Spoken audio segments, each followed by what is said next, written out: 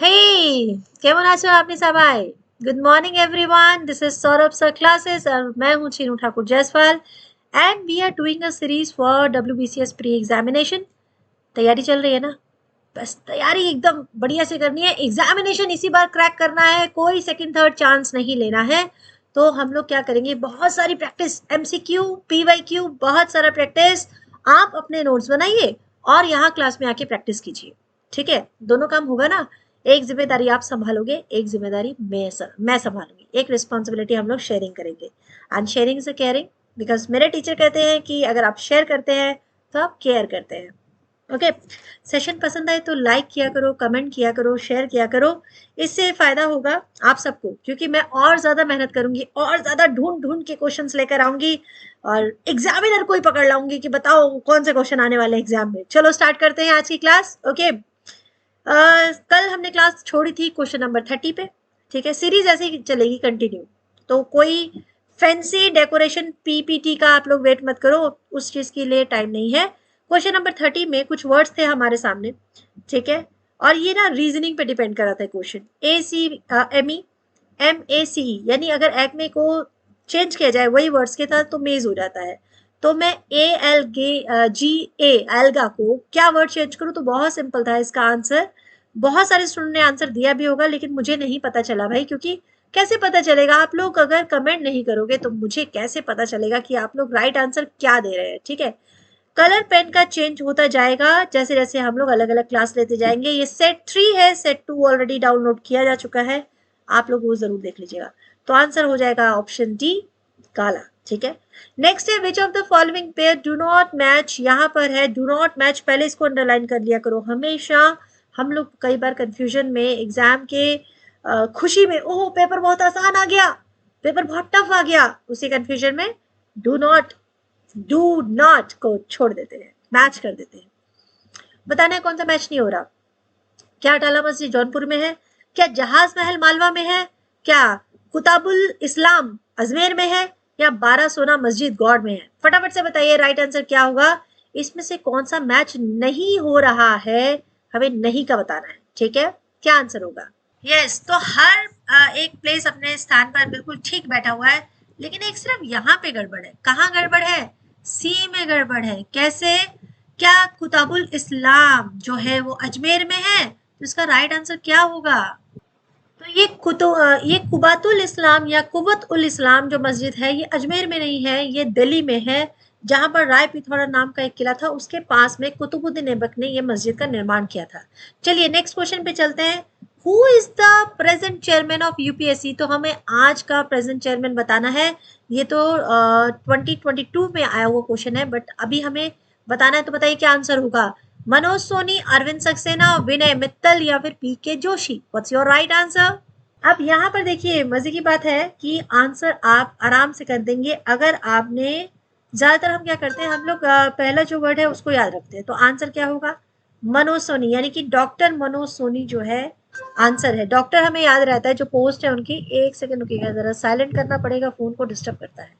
चलो, the self respect movement was founded by. ये एक क्वेश्चन कितनी बार रिपीट हो चुका है, तो ये फिर से रिपीट आ सकता है. मैं इसे सर्कल कर देती हूँ. सेल्फ रिस्पेक्ट मूवमेंट ये किसने चलाया था, किसके द्वारा ये स्टार्ट किया गया था? Who was the person behind that? So Ambedkar, it means doctor B R Ambedkar, Periyar, EV Ramasamy Naicker, Dinkar Rao Javalkar या केशव राव झेड़े. बताइए राइट आंसर क्या होगा. पेरियर है एकदम राइट आंसर. ठीक है, ईवी रामास्वामी जो थे नायकर, उन्होंने स्टार्ट किया था, उन्हें पेरियर के नाम से भी जाना जाता है. नेक्स्ट क्वेश्चन है चांद बीवी ruled over which of the Deccan सल्तनत. चांद बीवी बहुत इंपॉर्टेंट है, ये भी आई थिंक रिपीट क्वेश्चन जो आते हैं वो सब है. ठीक है, चांद बीवी ने इनमें से किस सल्तनत पे, जो डेक्कन के सल्तनत है, डेक्कन का एरिया आपका कौन सा होता है? अगर ये इंडिया का मैप है तो ये वाला डेक्कन का एरिया हो गया. तो यहाँ पर रूल किया है बीजापुर में, बरार में, अहमदनगर में या फिर गोलकुंडा में. ये चारों स्टेट का आपको अलग से हिस्ट्री थोड़ी थोड़ी पढ़ लीजिएगा, छोटी छोटी हिस्ट्री. और अगर कोई हिस्टोरिकल में आपको कोई हेल्प चाहिए हो ना, कोई नहीं समझ में आ रहा है इवेंट, तो उसके लिए कमेंट सेक्शन में कमेंट कर देना, इवेंट का नाम लिखना, मैं आपको इजीली एकदम आसान शब्दों में समझा दूंगी. So what's the answer. चांद बीवी कौन से डेक्कन सल्तनत पे रूल कर रहे थे? अहमदनगर. ठीक है, गोलकुंडा में टिक मत कर देना। गोलकुंडा पे चांद देवी का मतलब नहीं था स्टेट कहाँ है चांद देवी का? गोलकुंडा में। नेक्स्ट क्वेश्चन है pure water freeze at a temperature. Pure water जो है वो कौन से टेम्परेचर में फ्रीज हो जाता है? प्योर वाटर जो रेन वाटर होता है, ठीक है, वो किस लेवल पर आकर फ्रीज हो जाएगा, बर्फ बन जाएगा? 47 degree Celsius Fahrenheit, 47 degree Fahrenheit, 32 degree Fahrenheit, 0 degree Fahrenheit या 19 डिग्री फॉरेनहाइट? इसमें भी बहुत सारे लोग गलत करेंगे। आंसर बताइए, आंसर क्या होगा? ए, बी या सी? सी या डी? बहुत सारे स्टूडेंट ने क्या किया होगा, 0 पे क्लिक कर दिया होगा, है ना, 0 डिग्री पे, बट आंसर क्या होगा? 32 डिग्री फॉरेनहाइट। ठीक है, चलिए। As of 2022 which country is the biggest OPM producer? OPM producer ये आपको 2022 भी पूछा जा सकता है, 2024 भी पूछा जा सकता है। तो बिगेस्ट अगर कहा जाए कौन है? China, India, Afghanistan, Nepal. OPM की बात हो रही है, जल्दी से बताइए राइट आंसर क्या होगा? ओपीएम से रिलेटेड बैटल भी है इंपॉर्टेंट। चाइना नहीं है, चाइना को टिक मत कर देना, चाइना को टिक मत कर देना, चाइना नहीं है। आंसर होगा अफगानिस्तान। जी हाँ, अब फिलहाल जो है अफगानिस्तान में बहुत ज्यादा प्रोड्यूस किया जा रहा है। Who painted the image of Bharat Mata? Repeat question, इसको भी मैं सर्कल कर रही हूँ, रिपीट क्वेश्चन है ये। कौन है जिन्होंने भारत माता की इमेज को पेंट किया है? रविंद्रनाथ टैगोर, अबिंद्रनाथ टैगोर, बंकिम चंद्र चट्टोपाध्याय या महात्मा गांधी? बताइए। हमारे जो इंपॉर्टेंट पेंटर्स हैं वो आपके सामने होने चाहिए, इनका नाम बार बार क्वेश्चन आता है, बताइए सही आंसर क्या होगा? इनकी पिक्चर आप गूगल पे क्लिक करके जरूर देखिएगा, मतलब इनके द्वारा बनाई गई भारत माता की जो फर्स्ट पेंटिंग थी। तो आंसर हो जाएगा आपका बी, अविंद्रनाथ टैगोर। ठीक है, next, Loktak lake is located. Lake, river, sea, base, ये सब आते हैं एग्जाम में। Loktak lake is located in the state of? कौन से स्टेट में है लोकातक लेक? कर्नाटका, अरुणाचल प्रदेश, मणिपुर या बिहार? फटाफट से आंसर दीजिएगा, क्या आंसर होगा आपका? अरे बहुत ज्यादा ये पॉपुलर हुआ है फिलहाल, ठीक है। ये जो स्टेट है ये है मणिपुर, यहाँ पर ये लेक है, ठीक है। Who among the following viceroy repeal the vernacular press act? अब इस वर्ड में, इस लाइन में सबसे पहले आप लोग क्या करेंगे, अगर आपको आधा नॉलेज होगा, आप लोगों ने इसको सही नहीं पढ़ा होगा, तो ये क्वेश्चन 100% गलत करेंगे, ठीक है। इसमें आप लोग क्या करेंगे, लॉर्ड लिटन को टिक कर देंगे, है ना, फटाफट से लॉर्ड लिटन। वर्नाकुलर पढ़ेंगे और बस टिक कर देंगे, बट यहाँ है रिपील किसने किया था, ठीक है। तो आंसर क्या होगा, जल्दी से मुझे अपना कमेंट सेक्शन में लिखकर बताइए, या फिर आप खुद से सोचिए। हाँ, इसका आंसर है लॉर्ड रिपन। क्यों है लॉर्ड रिपन? क्योंकि यहाँ बोला गया है कि वर्नाकुलर प्रेस एक्ट किसने हटाया था? रिपील करना, हटाना, लगाना नहीं, लगाया था लिटन ने, हटाया था रिपन ने, ठीक है। चलिए, क्वेश्चन नंबर 40, क्वेश्चन नंबर 40 है who has been appointed as the CEO and MD of Air India? किन्हें अपॉइंट किया गया है CEO and MD of Air India? Campbell विंसल, अजय सिंह, एलन जोस या फिर मैन रजोगी? चलिए बताइए राइट आंसर क्या होगा, रजोगी या रजूगी प्रोनाउंसिएशन? चलिए बताइए। ये आसान क्वेश्चन है, कई बार इनका नाम आप सुन चुके होंगे, पेपर में भी काफी मतलब इनका नाम आया हुआ है, कैम्बल विंसल, ठीक है, Campbell Wilson. Next, ELISA test is employed to diagnose? ELISA test किया जाता है किस चीज को डायग्नोस करने के लिए? Polio virus, tuberculosis, AIDS antibodies या फिर कैंसर? एलिजा टेस्ट इंपॉर्टेंट है क्योंकि ये क्वेश्चन एक ही बार मैंने एक और मतलब पेपर में देखा है, but this question can come to your examination as well. ELISA test is employed to diagnose. फिलहाल तो हम लोग PYQ कर रहे हैं, उसके बाद जल्दी ही हम लोग कुछ ऐसे सैंपल भी करेंगे जो हम खुद से मतलब ढूंढ ढूंढ के क्वेश्चन सेटअप करने वाले हैं। बताइए राइट आंसर क्या होगा? यस, एकदम ये है आंसर आपका, एड्स एंटीबॉडीज है ये टेस्ट, ठीक है, डायग्नोस करने के लिए एड्स एंटीबॉडीज। नेक्स्ट है, in a family there are 6 members, A B C D E F, A and B are married, D is only son of C, A is father of E, who is granddaughter of E, whose husband has died and C is brother of A, how many members are in the family? और ये हो गया question गलत। चलिए देख लेते हैं फटाफट से कैसे सॉल्व करेंगे। 6 मेंबर है, 6 मेंबर है, A B C D, E and F, 6 member है, ठीक है। ए और बी मैरिड कपल हैं, ए और बी ये तो हो गए मैरिड कपल, ये है कपल, ठीक है। चलिए, और D is only son of C, D जो है ये सन के बेटे हैं, ठीक है, ये सन है, ओनली सन है सी के। अच्छा, अभी हमें ये नहीं पता चला है कि सी जो है वो लेडीज है या जेंट्स है। चलो आगे देखते हैं। ए इज फादर ऑफ ए, ये ए तो हो गई, ये है मेल, चलो ये है मेल, और ये किसके फादर हैं, ए फादर है ई के, ए फादर है ई के। चलो ये भी देख लेते हैं, ये फादर है ई के, तो ये हो गए सन, ठीक है, ये भी हो गए मेल। नहीं, इसे समझ में नहीं आ रहा कि ई सन है कि नहीं, डी सन है ये पता चल रहा है। Who is grand daughter of F, ये तो लड़की है, चलो ये लड़की है, गर्ल है, और ये किसकी ग्रैंड डॉटर है, ये एफ की ग्रैंड डॉटर है। चलो ठीक है। Whose husband has died and C is brother of A, ये जो सी है ये ए के ब्रदर है, तो सी कौन हो गए, ये भी एक मेल हो गए, ठीक है। सी मेल हो गए, ए मेल हो गए, और उसके बाद ई मेल नहीं है। अब पूछा गया है कि कितने इसमें से मेल मेंबर है फैमिली में, तो राइट आंसर क्या होगा बताइए फटाफट से। सॉल्व हो गया भाई, सॉल्व हो गया, सॉल्व हुआ कि नहीं, देखो कितना आसान है। अगर हम लोगों ने इस तरह से बनाया तो तुरंत, ये देखो ये सन कौन हो गया, मेल हो गया। अब मेल कितने हैं, 1 2 3, देखो ऑप्शन में आओ, ये रहा आंसर, सिंपल, साथ साथ में सॉल्व करो और साथ साथ में आंसर आ जाएगा। Next question, which one of the following states Dulhasti hydro electric power project is located. Hydro जो पावर्स हैं और जो डैम है ये सारे आते हैं, कई बार आ चुके हैं, ठीक है। अच्छा, फिलहाल हमें बताना है दुलस्ती हाइड्रो इलेक्ट्रिक पावर प्रोजेक्ट ये कहाँ पर लोकेट करता है, उत्तराखंड में, जम्मू एंड कश्मीर में, हिमाचल प्रदेश में या सिक्किम में, बताइए कहाँ होगा। अरे कितना मजा आया ना ये सब, अगर ढूंढने के लिए पहले घूमना पड़े और उसके बाद हम लोग स्टडी करें। चलो कोई बात नहीं, जॉब मिल जाए उसके बाद ढूंढ लेना। चलो फटाफट आंसर बताओ, आंसर तो फिलहाल ऐसे ही PYQ करके बताने पड़ेंगे। यस, तो राइट आंसर आपका हो जाएगा बी, बिल्कुल जम्मू एंड कश्मीर में है। बहुत खूबसूरत स्टेट है जम्मू कश्मीर, उत्तराखंड, सिक्किम, हिमाचल, सारी स्टेट बहुत खूबसूरत है। इसे थोड़ा और खूबसूरत बनाए रखो, कहीं घूमने जाओ तो प्लीज अवॉइड प्लास्टिक यूजेस और अपने साथ जूट बैग यूज कीजिए, वहां की नेचर का ध्यान रखिए, खराब मत कीजिए। चलो, अरे फिर एक इंटरेस्टिंग क्वेश्चन आ गया, चलो चलो चलो जल्दी पढ़ते हैं। पी वाइफ है क्यू की, हम साथ साथ में पढ़ते जाते हैं, साथ साथ में लिखते जाते हैं। पी क्यू की वाइफ है, ठीक है, तो पी हो गई नेगेटिव, एक पॉजिटिव एक नेगेटिव, नेगेटिव मतलब फीमेल कर देते हैं। प्लीज इसको अब उस तरह से मत लेके जाना कि कौन पॉजिटिव है, ये मैंने सिर्फ एक साइन बनाया, ठीक है।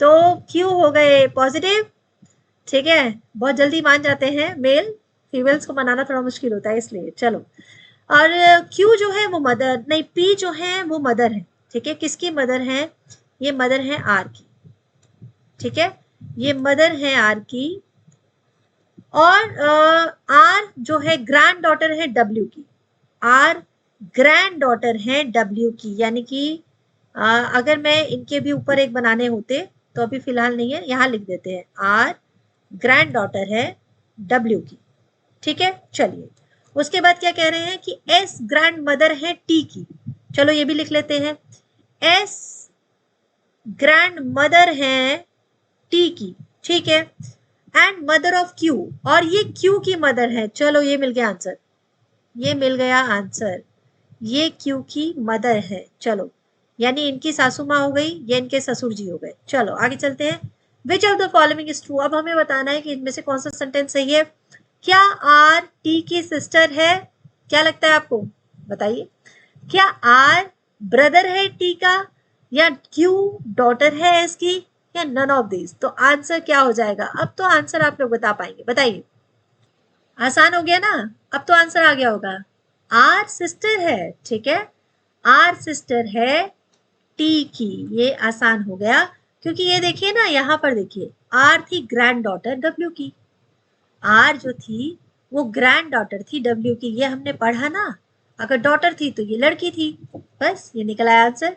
The reserve bank of India was established in the year, reserve bank of India जो है उनकी स्थापना, उसकी स्थापना बैंक की कब हुई है, 1930, 1935, 1947 या 1951 में सबसे पहला बैंक कौन सा था? ये हमने अपने प्रीवियस सेट में किया हुआ है।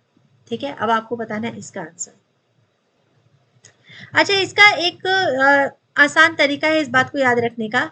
रिजर्व बैंक ऑफ इंडिया जो है ये जो ब्रिटिश का एक बहुत इंपॉर्टेंट एक्ट आया था, उस समय उनके प्रावधान में ये बैंक आया था, तो आंसर हो जाएगा 1935।